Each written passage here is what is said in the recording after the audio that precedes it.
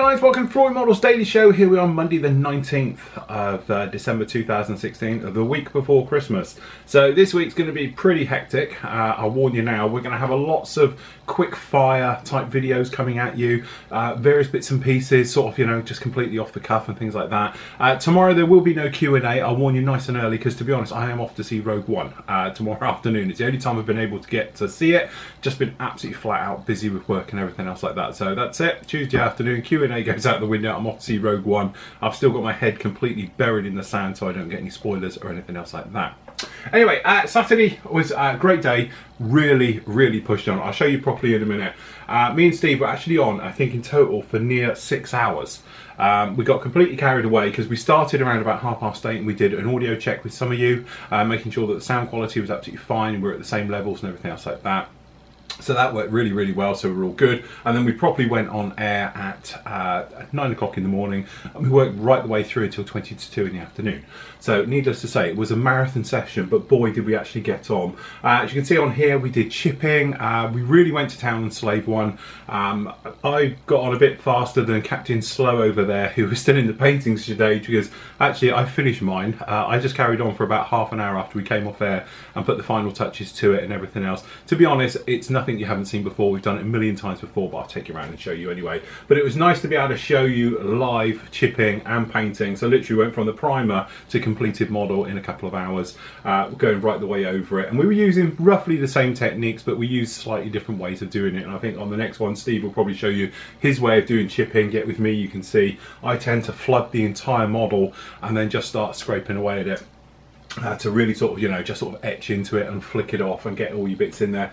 Probably a little bit over the top, I don't know, but it is Slave One at the end of the day. It's supposed to be nasty and chipped and a little bit sort of worn down and everything else like that. So that's what I've gone for on my one. But as I said, I'll take you around for that a little bit later. But thank you, usual thing, for all the questions. Thanks for all the feedback and everything. So it's really nice here. We did have a couple, I know people have mentioned it again, the audio problem.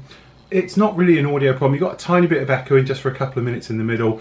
What that actually is, talking to a couple of people and with YouTube as well, apparently what happened is, because we're streaming at such a high rate, and as I say, we might end up having to knock it down a little bit until YouTube can keep up with what we can do, but we are streaming at 1080 at 60 frames per second, which makes this, because this is actually YouTube footage you're watching now, absolutely crystal clear as we're doing a normal recording, which is great.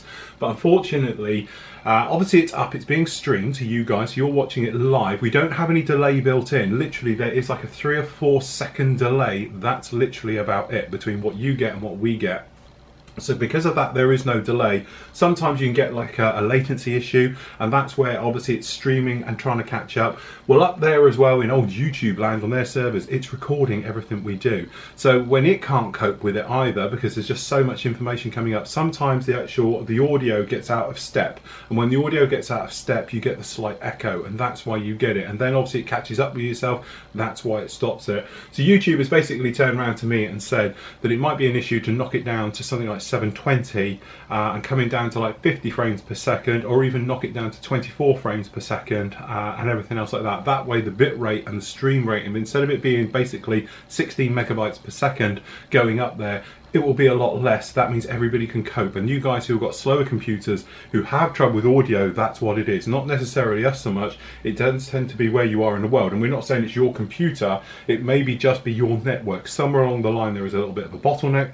That's what's causing it. So unusual thing here at Flory Models, we're a little bit ahead of the curve, and we're so ahead of the curve that technology hasn't caught up with what we're doing. So we can do it all fine here, but unfortunately the technology between us and you can't yet. So as I said, it just means there could be a little bit of a delay. So it is that thing. Personally, I think I'd rather go for the picture quality, because you can see this live streaming completely warts and all, as you can see it here, than the audio, because obviously it's more of a visual representation. I can talk you through it or write it down if we need to, but to show you, you could see this in real time. You're doing all the chipping work to this thing and everything else like that. So that is a little bit of the problem with it. But at the end of the day, next year, as I said, we have got some big changes, some various things coming in and stuff like that.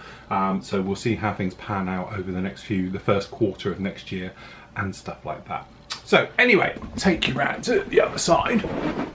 Generally, really excited about this week. Not only because obviously seeing Rogue One, but because I've got lots of little projects on the go which I've been working on, some in the background that you've seen already, some of them you haven't, but generally it is that thing where everything's sort of coming together. Between Christmas and New Year I'm still going to be here, I'm still going to be streaming. Obviously I'll take Christmas Day off and Boxing Day off, but apart from that I'll be back with you. And then what will happen on those ones, there'll be little fun builds. So it'll be something where you can pick up, might be a 15-minute video, it might be a live stream, it might be this, it might be that. I'm not too sure yet. I'm going to run it, I'm going to completely do it unscripted. And just do it as we feel like it and everything else like that. But generally it should be a lot of fun. So down in here, technically we are on the sort of blind side, but we have our very own slave one which has been finished. Okay, so all I did off air, we did the yellow, which to be honest is just normal yellow mixed with a tiny bit of black just in there, just to knock it down just a little bit, take it off colour. Okay, and we went round with that. We did the chipping work up here on the nose, so as you can see we've got the chippy work on the nose. We've also got it down on the back end. I just stick him down in there and you can see him down here. You can see we've done the chippy work all down there and everything else like that. And then the big thing which again is difficult to show, down here, hopefully camera plays ball, there we go. We've gone in and we've weathered the underside. So this is just a mixture of washes, a little bit of oils mixed with the wash. This is the clay wash which gives it a little bit more texture and everything else like that, just to do down in the underside, down in there. I might go around and do a little bit of dry brushing, but honestly I don't think it needs it too much. And as I say, oops, it's handy. Okay, so you can see it a little bit better here. The paddles on the side, again you can see them all done, and we've got the cockpit sorted out, which doesn't stick on, which is somewhat very annoying. Okay, and everything else like that. So we just stick that there and then that on there. So get this to stick on. There he goes. But generally really happy of how he turned out. Came together really well. You can see those paddles on the front and everything else, but generally going around with the chipping, as you saw when we were doing it live, obviously we recorded all of this live, it was completely warts and all, so that was the nice thing about it. You saw it literally from start to finish. If you ever thought about chipping, have a look at that video and you can tell us exactly what you think of it and how you thought it went and all those things. The trouble with chipping is it's very difficult to stop, if you know what I mean, because the thing is, once the chipping process is in full swing, you can carry on. So what I was trying to do up here was take off a lot around the top and leave more around the sides and all things like that. So I think we got that pretty well. And then down here the skirt, just to really wear it through, because I wanted it to be a sort of worn slave one versus quite a nice new one and everything else like that. But generally I think it all worked very well, so that came out all okay. A little bit later on you will have, I'll get that on the right way, come on. It's the only thing with this, it just keeps popping off and I don't know the best way to fix it on, because I don't want it to be permanently fixed because you need to move it for different positions. But that is the thing. And there we go. So that is the little guy on there just like that. And then this fits in here. And there we go. He will sit something like up there. And he sits there just like that. So there we go. Right, so up with you today, you will get that a little bit later. So that is our Star Destroyer on his nice acrylic stand just down there. As I said, it's nothing flash, it's nothing big. It is literally just well, it's just a little bit of fun. It was like a proof of concept. Now I'm not saying, so a lot of people said, really, you're going to stick the Star Destroyer on that, because obviously the big resin one, don't forget we did reinforce inside, so I'm quite happy it will take the weight. It's not going to live on there, it will live as it is back at the moment up there out of the way, nice and tidy. It's just that when I do display it, I want to be able people to look under it as well. So I was originally going to have like quite a level bed underneath and they just stick their head up and have a look, but I want it to be a little bit higher so it has a little bit more presence. But as I said, that I might do between Christmas and New Year, purely because we now know how it's going to work. I've got to repeat roughly what we've done there, just on a lot bigger scale and everything else like that. But we know it can take the weight, because to be honest, I've been pushing and pulling and everything on that one to see how much weight it can take. It'll take it, it's okay. The way the stand's designed, a lot of weight is going straight down, so it's not a problem. Behind me, you can probably see the little next project I'm working on. We did the U-Wing. Now the U-Wing, which is the boxes over here, probably one of the most sort of exciting new ships from the new Rogue One. It's their little command troop ship. So it's a little bit of a hybrid between an X-Wing and a Y-Wing with large wings on it. Okay, something else like that. So again, it's a level 1 snap tight kit. it's quite crude and basic. So what I've done is pulled the entire thing apart, as you can see down in here, and what I've done is I've built it to show guys, really the kids, how to build it. And then what I'm going to show you guys, which we're going to do this afternoon, is about painting, weathering it, and detailing it, and all the bits and pieces like that. So what I've done, just to get ahead of ourselves a little bit, I've repainted the entire thing. So we've got rid of the yellows, the blues, and all the things like that. So it is sat over here, and I've masked it up because I've repainted the greys and everything else, purely so it's like a nicer colour than what we've had before and everything else like that. So this will be up with you tomorrow. Fingers crossed I get it all finished today and edited and everything else like that. So when I'm away tomorrow afternoon, instead of getting me and Steve doing the Q&As, you'll get this guy up as well. So we've repainted that down there, redone the white to get rid of that plastic colour, because to be honest, that plastic colour was pretty horrible and everything else like that. So quite an exciting morning. I've got a few things to take care of. Going to do those, get those sorted. A little bit of paperwork. Okay, I'm going to get the editing done, obviously, for the stand, so you've got that for later on today. And then once we've got all that done, I can sit down this afternoon and we're going to actually then detail paint and weather up, obviously, the U-wing, get that together, so that is all ready for you tomorrow. And then tomorrow morning, what I'm going to do is, until I've got it finished, is work on the ATAT. Now, the ATAT is literally, as you know, the legs are painted and everything else like that, but the body needs to be done. So we're going to paint the body with you over in the spray booth, and then what we're going to do is then going to go through the painting and then fully, obviously, detail painting, the weathering of it, and everything else like that. So really exciting times. So that's it from me. Time to get on. Right, okay, so successful morning, catching up with all the bits and pieces. To be honest, I think you can quite see it. I had to reshoot the end of the Star Destroyer stand video purely because I forgot to do it. I built it, and obviously I talked to you guys on Friday, and I was like, okay, and here it is all done. And in my head, I'd already done it. Anyway, come to video, doing the editing, last bit of the editing, no, it didn't, so I had to reshoot that. Anyway, quite excited because this has just arrived. So I am thinking, I know what this is, or I should do, because the address it's come from is extremely familiar to me. But I wanted to share this. It has literally just come through the door. About okay, I might have to have this one. The only thing is their packaging is a little bit off, but I will show you. Yes, this is, in theory, there's two of these in here, so I'll tell you, it's okay, Adam, I'll have the one I've just sliced in two. But we have this. I've got another one as well. That's for Adam. Now these, I must admit, I wasn't sure if they'd be here in time for Christmas. Really happy it is. Had a little bit of a knock, but there we go, and some idiots cut a line through it. This is the 1/6 scale. So it's about a foot tall Stormtrooper. Now I'm not sure if it goes together exactly the same as all the other ones does, and all they've done is upsized it. But this is their latest thing of doing these sort of 1/6 scale Stormtroopers and all the rest of it. I will probably do this between Christmas and New Year, a sort of a one-day sort of fun build, because let's face it, we have done it before, and I'm itching to have a look. So I'll tell you what, because you all guys are here, and let's face it, I know a lot of you are sick of Stormtroopers. This gives you an idea of the scale of this thing. Beautiful white armour. It looks like it is literally an upscale from the other parts, and I'm just looking at it. There's a couple of differences in this. It's not like it is just an upscale. So it gives you an idea of the size of it by the armour, well there you go, and the guns. Now the only trouble is, now we've upscaled it, the guns look just like black plastic, whereas before you can almost get away with it and everything else.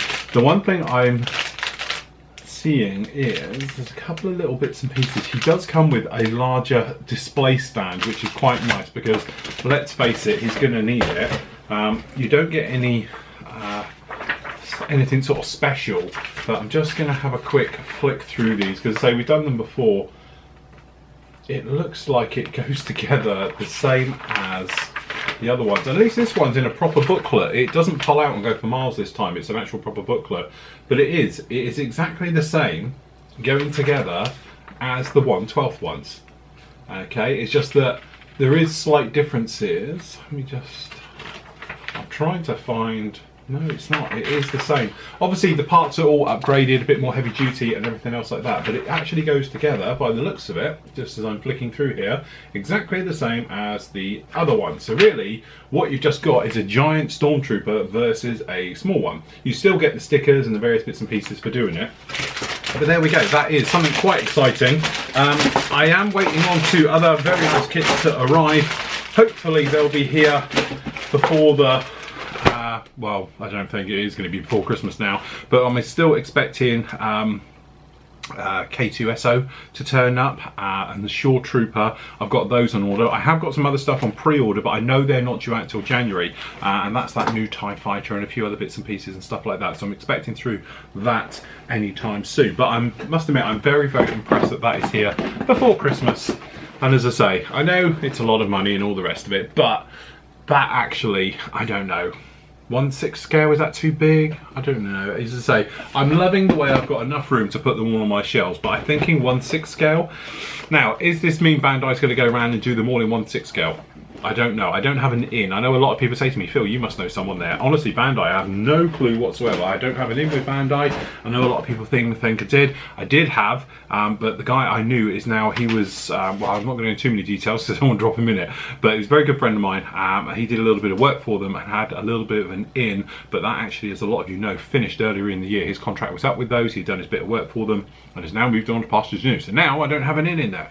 So all the stuff where I knew what was coming out and all the rest of it, I now don't. So anyway, we'll see how things pan out. So anyway, this afternoon my plan is to rebuild this little guy, which I'm glad I've actually repainted it and all the rest of it. But what we got down here, we're going to paint it, we're going to detail it and all the bits. We've actually got the U-wing, so if I get the U-wing now painted, detailed and put together this afternoon, that'll be absolutely great, because this is what's going to be with you tomorrow. I'll do a vlog in the morning and the bits and pieces, but as you know, I'm off to see Rogue One in the afternoon, going to have a family meal, a bit of a get together in the evening as well, things like that. So that is the plan. So if I can get this one today, that would be absolutely fantastic. I'm moving on like that. So we're doing okay. So there you go, good afternoon today. I must admit, we did a U-wing. Again, it's something about these kits that you're able to take now, technically, a kid's toy and turn it into, which is a very good looking model. So we've done the U-wing, and to be honest, we did a speeded up version of what we've actually done to Slave 1 over the weekend. Same thing, paint layers, couple of paint layers onto this one, chipping fluid, and then we've used chipping to do the blue, to distress it, and all the bits and pieces, and go round. And basically we've repainted it, so we've given it new coat of paint right the way over, right the way through, dismantled it, and using simple techniques, literally just by changing a couple of fades of paint, doing a little bit of dry brushing work, using buffable paints for the black areas, things like that, we've enabled ourselves to go up and do something that is turned out to be very nice with no problem at all. And this is the thing, this is what I'm getting at, is that this technically is a kid toy of a U-wing, which I think looks just as good as Slave 1 if you was to have these on a side by side, and from a scale point of view they're not that far out of each other. If you had these down, it's just that thing. You look at them, looks like a U-wing to me, looks like a Slave 1. I don't really see a problem with either of them, but definitely they both have been a lot of fun and a lot of entertainment to go through. A real thing of sort of getting back to almost your childhood of building and going through the motions of doing it all and everything else like that. I really have enjoyed working with these two. And as I say, we've got plenty still to come. I intend to do the Tidarium Shuttle, which is another one of their Snap so-called kids kits, and we're going to put that together, and obviously that will get a similar treatment to what we've been doing to these guys. Probably not as heavily distressed as these, but definitely will be distressed nevertheless and weathered in, and we'll fix any problems as we come across them. So definitely something to look forward to. So this little guy, because obviously it's what I'll be doing in the morning, is we're going to be doing this, getting it all edited up with you, and that will be with you tomorrow lunchtime. I will do a vlog in the morning, because in the morning I'm going to talk to you, obviously because the Big in Japan group build ended yesterday. Okay, so we're going to have a quick skim through that, work out who finished, who didn't, all the bits and pieces like that, and then obviously in the new year I'll post up details about how we'll get the medals and the prizes and the gifts and everything all out to you, okay? Because obviously between now and Christmas nothing's going to happen. If I put an order in for the medals today, nothing's going to happen until the new year, so I'll wait until the new year and we'll do it. But it does look like it was quite a few of you actually completed. It's one of our best ones to date, and certainly the level of the entries and the stand were absolutely fantastic.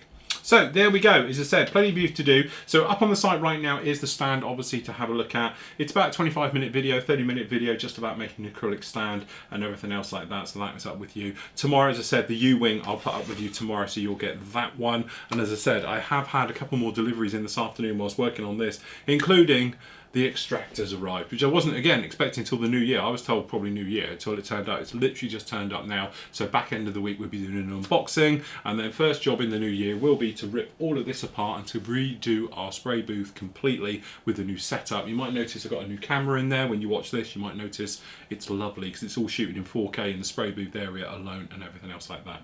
So there we go, that's it from me. Happy modelling, take care, and I'll catch you all in the morning.